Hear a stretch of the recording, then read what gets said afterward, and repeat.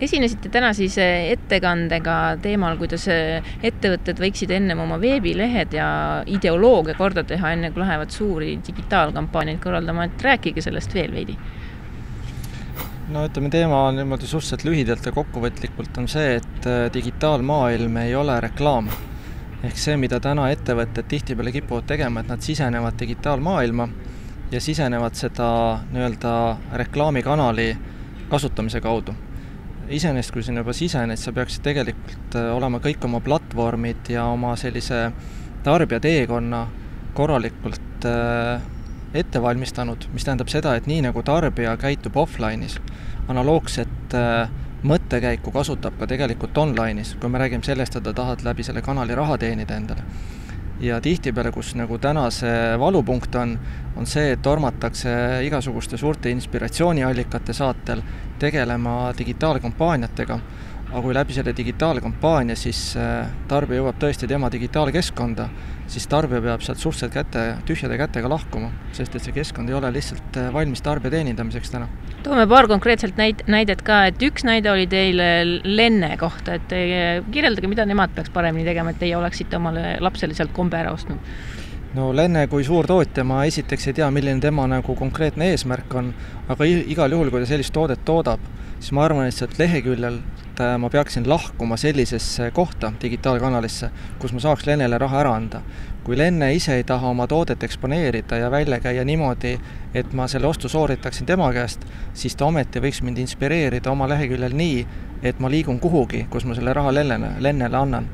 Tänane infomaht, mis seal on, ei vasta tegelikult lapse vanema esitatud küsimustele ja sellisele käitumisele, mida lapse vanem ostu tehes tahaks teostada, ehk vaadata, milline see toode on, millised selle toote erinevad komponendid on, kuidas ta kinnitub, kuidas ta istub, millised tema mõõdud on, ehk seal on palju ruumi parandamiseks. Üks konkreetne asi oli vist liiga väiksed pildid, mis te mainisite?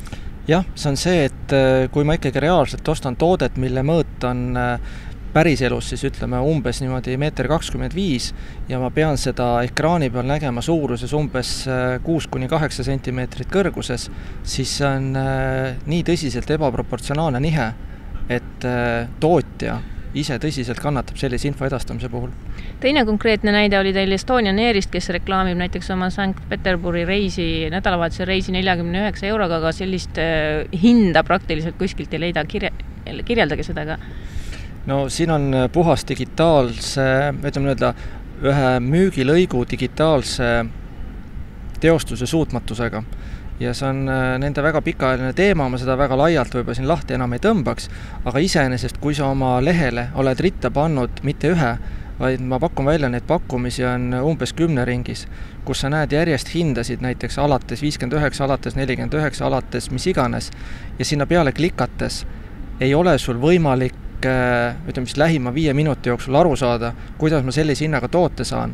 Küll aga sulle korduvalt pakutakse seda toodet, mille peale sa tulid hinnaga, ütleme ala 49, hinnaga 100, 150 ja midagi muud, siis see on nagu väga valesti digitaliseeritud infovoog. Ja siin ei ole küsimus reklaamis, mille raha, ma julgeks öelda, on nagu visatud tarbijale vastu nägu võib-olla. Selles mõttes, et sa oled läinud heas usus sinna tegema ostu ja positiivse emotsiooniga, aga lähtud sellega, või tähendab lahkud sealt sellega, et kõige alumne hind on pluss umbes 35%. Ehk ettevõte, kelle põhibusiness ongi, mitte põhibusiness on aga ütleme siis ülisuur osa ärist ongi otsene internetimüük, ei saa nii madalal tasemel pakkumist digitaalvormis esitada. Võib-olla võtaks nüüd kokku selle intervjuu mingi 3 konkreetse nõuandega Eesti ettevõtjale, et mida nad peaksid tegema enne, kui nad lähevad suurt digikampaaniat planeerima oma kodulehtedega?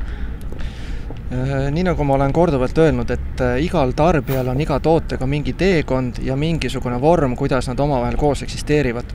Sa pead kaardistama selle vormi, kuidas tarbija sinu teenust tarbib, selleni jõuab ja kõik muu see protsess. Seda nimetaks lühidalt tarbija teekonnaks. Ja seejärel digitaliseerima need asjad, mida inimene teeb nii-öelda offline'is. Ja kui sul see on tehtud ja korralikult tehtud, pärast seda alles võid sa minna nii-öelda avalikus digimeedias kutsuma inimesi sinna kohale külastama. see on põhiline, mis tuleb ära teha. Tee oma nii-öelda tuba korda külaliste vastuvõtuks ja siis kutsu külalisi. Aga meile meeldib efektselt kutsuda külalisi ja paraku pärast nentida, et ei mahu hästi tuppa ära ja nõusid ka ei ole ja tegelikult ei ole süüa ka nii palju, kui nad tahaksid ja veel 100 asja.